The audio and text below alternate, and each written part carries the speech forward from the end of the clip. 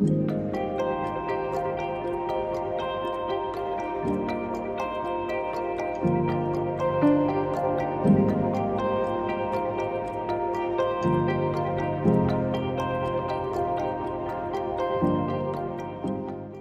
à tous et à toutes, bien sûr. Je suis ravie cet après-midi de pouvoir m'entretenir avec vous des communautés thérapeutiques. J'ai la chance de pouvoir y travailler depuis maintenant 25 ans.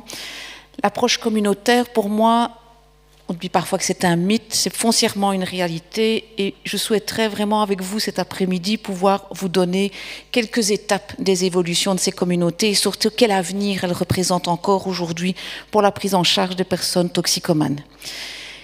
Quand je pensais cet exposé, j'ai eu la chance la semaine passée d'aller à la conférence européenne des communautés thérapeutiques à Glasgow. Et ce fut pour moi un moment très gai, après le Covid, de pouvoir entendre d'autres communautés et d'entendre qu'il y a encore beaucoup d'évolutions possibles au sein de ces communautés. Donc vous allez me dire, qu'est-ce qu'une communauté? Je vais être sûr, voilà. Je vous mets d'abord un premier adage très important dans les communautés. Toi seul peux le faire, mais tu ne peux le faire seul. Ce qui est clair au sein des communautés, c'est que vous avez l'individu, M. Vandy vous en parlera après, l'aspect communautaire, et c'est tout l'enjeu justement de la communauté, c'est de pouvoir être soi dans le regard de ses pairs, et c'est la communauté qui va être méthode au sein des communautés thérapeutiques. Qu'est-ce que finalement ça peut représenter une communauté thérapeutique? C'est une institution thérapeutique qui va privilégier, ce terme est important, on va privilégier toutes les interactions et on va intensifier tout ce qui peut se passer entre les soignants et les soigneurs pour vraiment avoir des interactions. Ça veut dire que toute interaction avec le résident va être une intervention. C'est ça la force de la communauté. Nous sommes tous membres de la communauté, je le répète souvent, que vous soyez directeur, que vous soyez résident, que vous soyez psychiatre, que vous soyez quoi que ce soit à Trampoline, depuis 35 ans, vous êtes membre de la communauté. À ce titre-là, vous êtes modèle aussi pour les résidents. C'est-à-dire que je pense qu'au sein des communautés, on demande un savoir-être très important. Donc ce n'est pas seulement je dis ce qu'on doit faire, mais je vis aussi cette cohérence que l'on demande à la personne toxicomane lorsqu'elle est dans un processus de changement. Alors, la communauté, c'est clair que c'est une réponse encore aujourd'hui qui est fondamentale pour la prise en charge des personnes toxicomanes, mais qui se veut aussi partenaire d'autres approches, réduction des risques, centre du jour, chambre de traitement. Donc, tout cela, la communauté peut répondre aussi à la prise en charge des personnes toxicomanes. Les sujets, les résidents qui vivent au sein des communautés vont être en interaction, je vous ai dit, constante avec le personnel. Au sein de mon institution, il y a aujourd'hui 50% du personnel qui sont d'anciennes personnes toxicomanes ayant fait un programme à Trampoline ou autre, et qui vont être aussi source de modèles. Ça, je vous l'expliquerai peut-être plus tard dans les cours de mon exposé par rapport à la pérédance. La dépendance, c'est la conviction que c'est un comportement. Et donc, ce n'est pas la substance que nous allons d'abord soigner. Ça ne se résume pas au produit d'être à Trampoline, c'est au niveau de votre personnalité. Nous sommes aussi convaincus que les personnes qui souffrent de dépendance ont aussi besoin d'un traitement social, de retrouver une place au sein de ces sociétés. Et si l'abstinence, parce que ça, vous comprenez que c'est un très grand débat au sein des communautés, l'abstinence ou l'usage non problématique des substances, l'abstinence, elle est souvent une condition d'admission, elle l'est chez moi.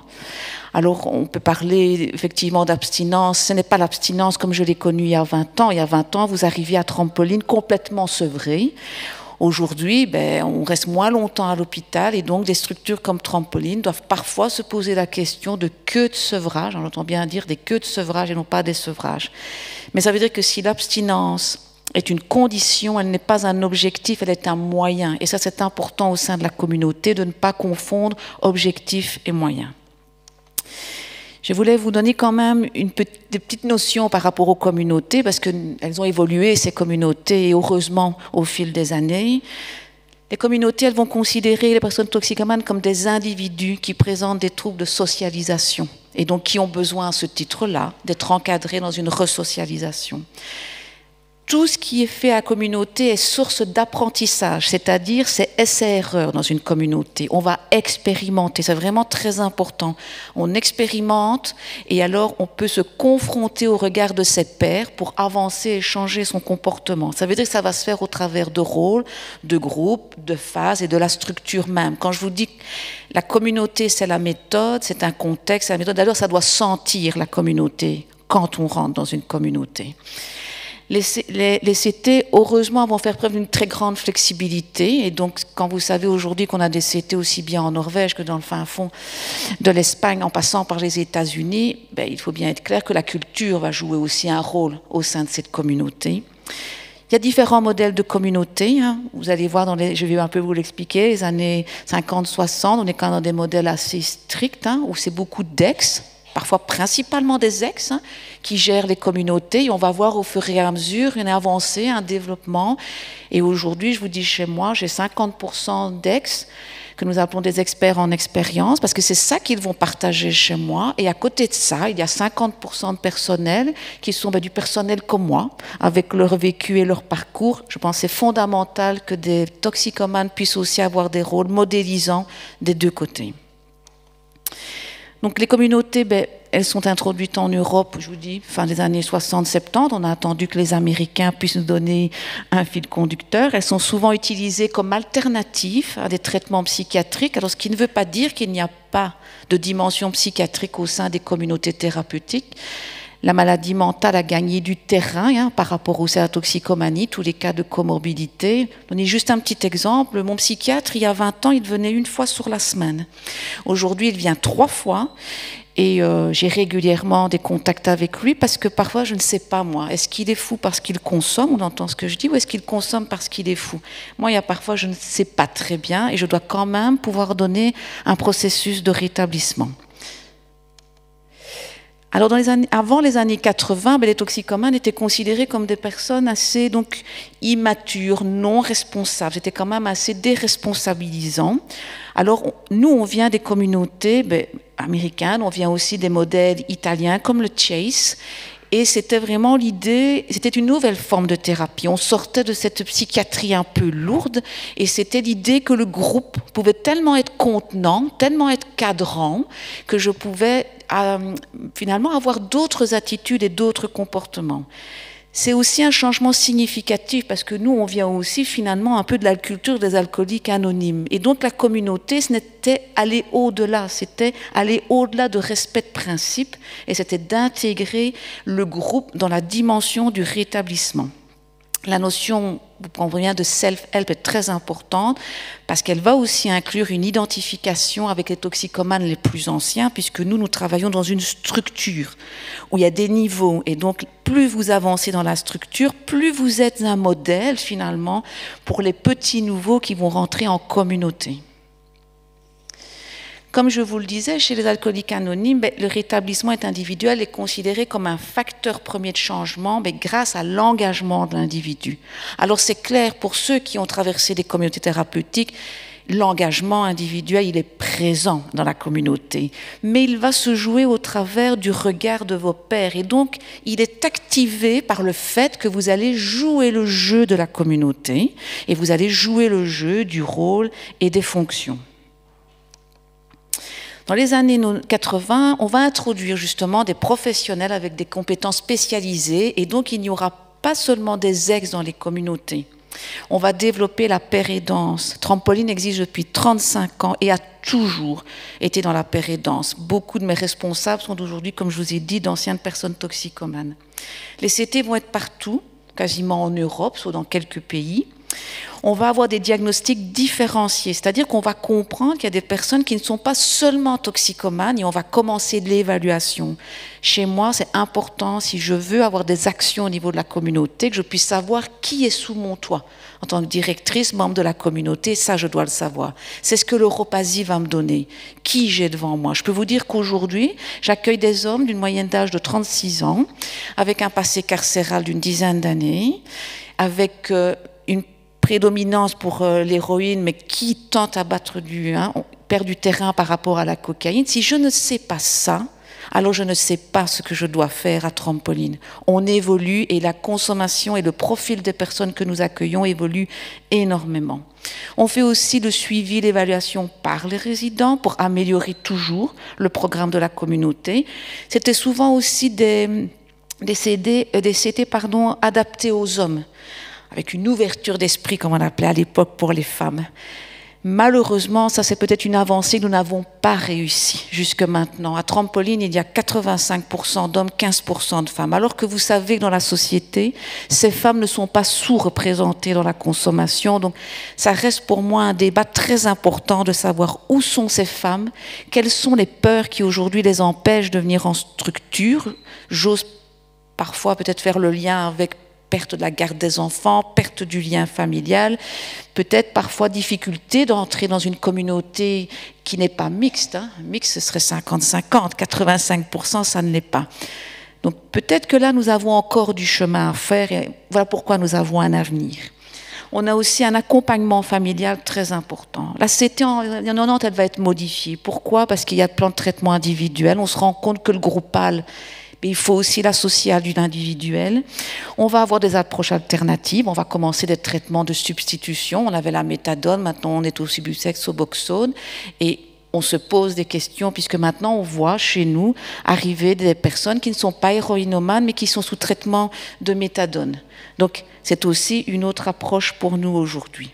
Besoin de groupes spécifiques. On a vu exploser une population qui venait du monde carcéral, des personnes détenues.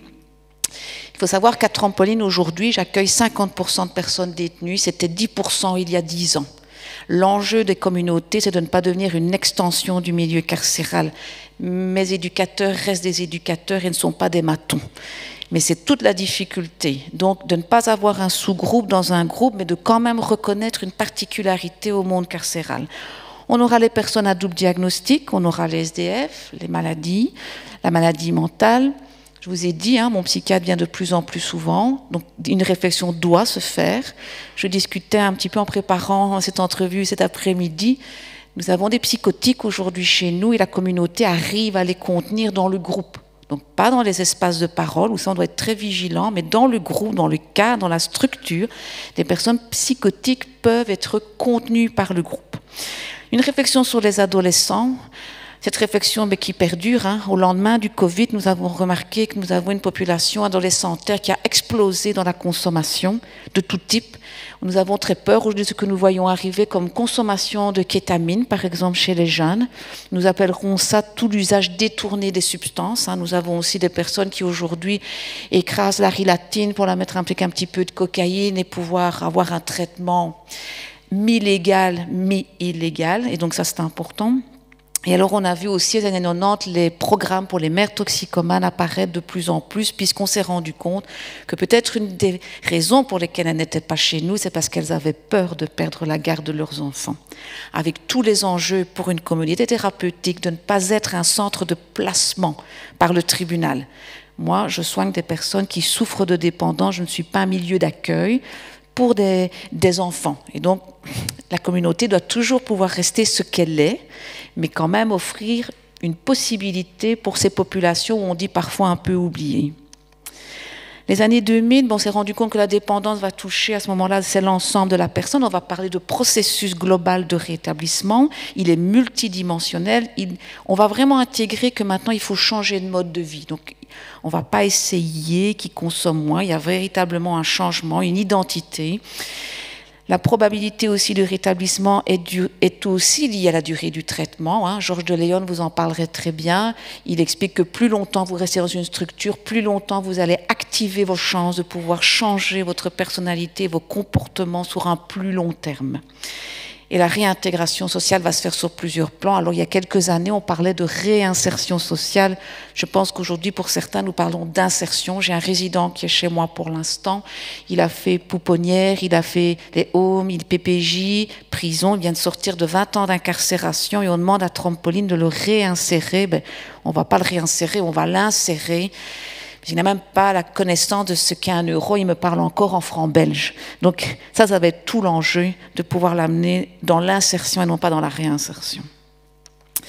Alors finalement, c'est quoi l'approche communautaire? C'est d'abord un contexte cohérent, c'est-à-dire nous sommes tous membres de la communauté. À ce titre-là, vous devez être cohérent dans vos attitudes. C'est l'apprentissage par l'expérimentation, je vous l'ai dit, c'est erreur. Hein. Chez moi, on va essayer d'adopter un autre comportement et on va l'évaluer avec ses pairs. Les éducateurs chez moi sont de moins en moins présents au fil du processus, puisque l'idée, c'est que vous deveniez votre propre, comme je dis toujours, Jiminy Cricket. Hein.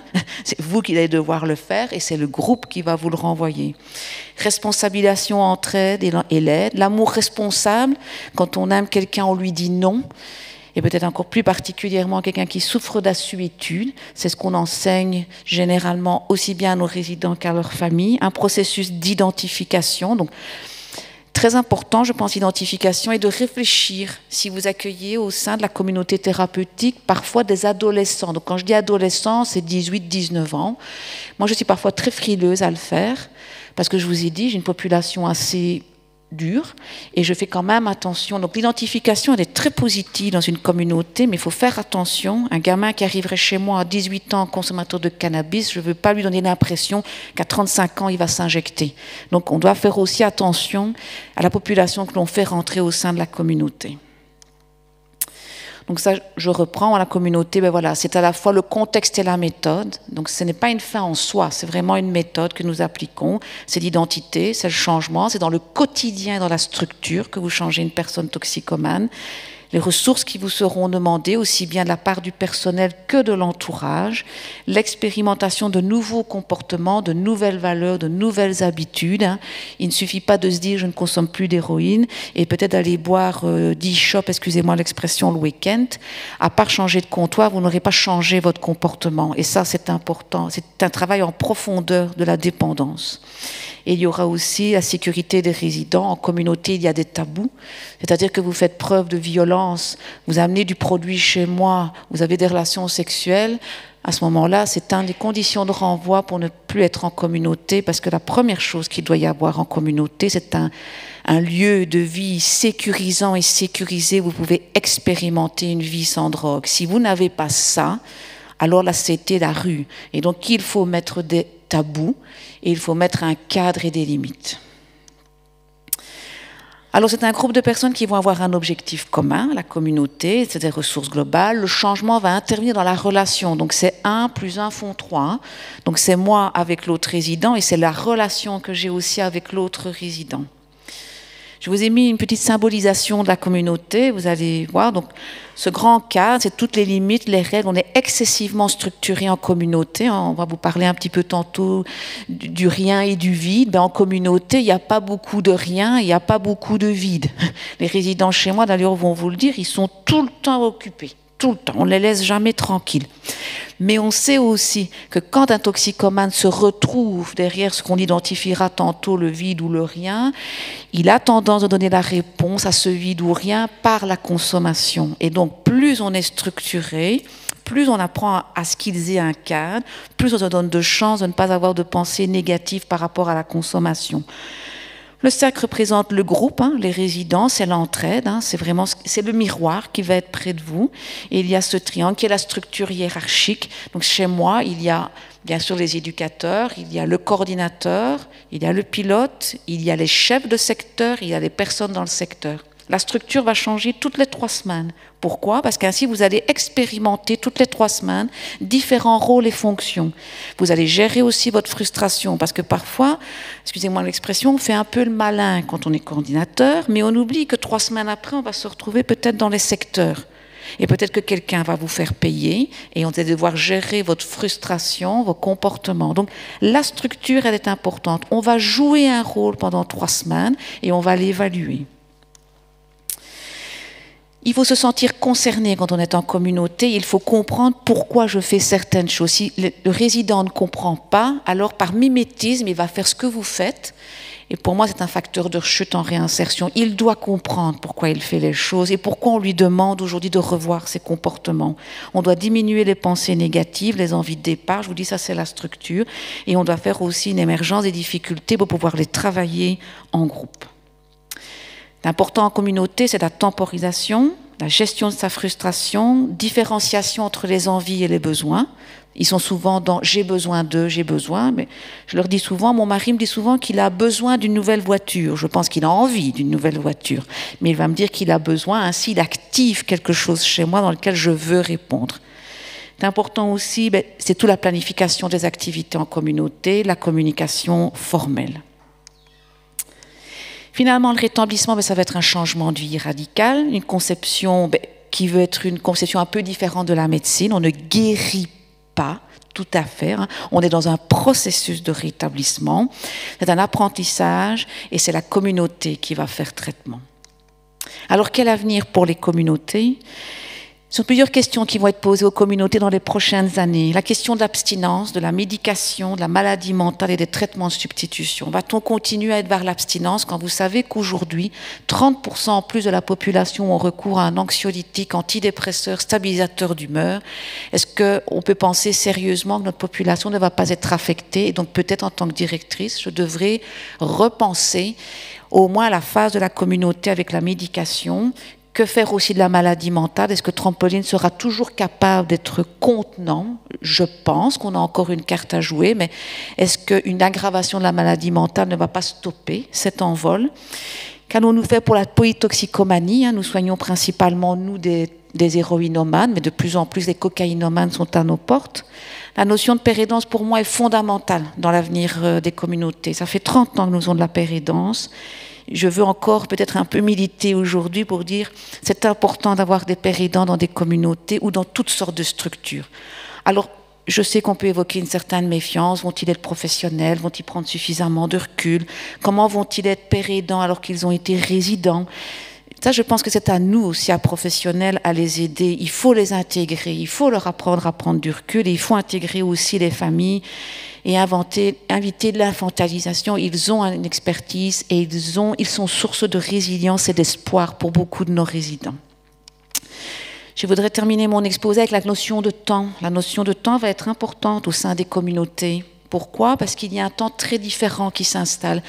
Il y a le temps qu'on dira macro-social, c'est-à-dire que le temps parfois s'arrête chez moi en communauté et l'enjeu c'est que je vais devoir remettre quelqu'un dans une dans une société où on est dans l'immédiateté. Donc moi je lui demande de prendre du temps par rapport à sa frustration. Mais regardez simplement les GSM, quand on vous téléphone, on dit t'as pas décroché. Comme si aujourd'hui on était dans l'immédiateté. Vous devez être présent tout le temps, partout. Le temps pour soi, c'est le temps de la thérapie. Le temps institutionnel qui n'est pas le même. Moi je suis très structurée dans mon institution. Quid de ce que va être fait après.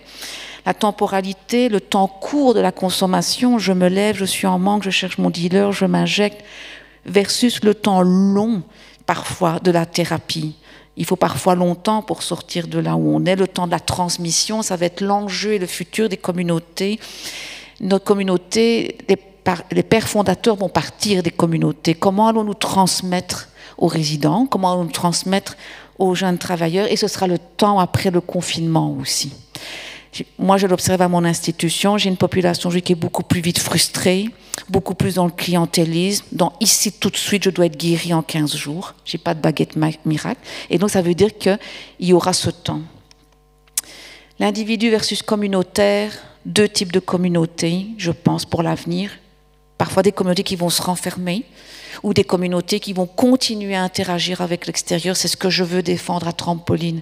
Je veux être moi, communauté, mais être capable d'interagir et dans un principe de réalité, notamment par rapport au logement et à la réinsertion. Je souhaiterais, avant de terminer mon exposé, que je puisse vous livrer un petit témoignage qui, moi, me remplit d'espoir pour l'avenir des communautés. La bienveillance qui règne en communauté est une chose puissante que je n'ai jamais vue ailleurs. C'est comme un grand terrain de jeu où l'on peut travailler ses difficultés existentielles et relationnelles, ses sentiments et ses émotions.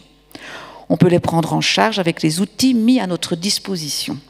Être dans la recherche de solutions et gestion, grandir grâce à la force du groupe qui règne à Trampoline, ça a donné du sens à ma vie.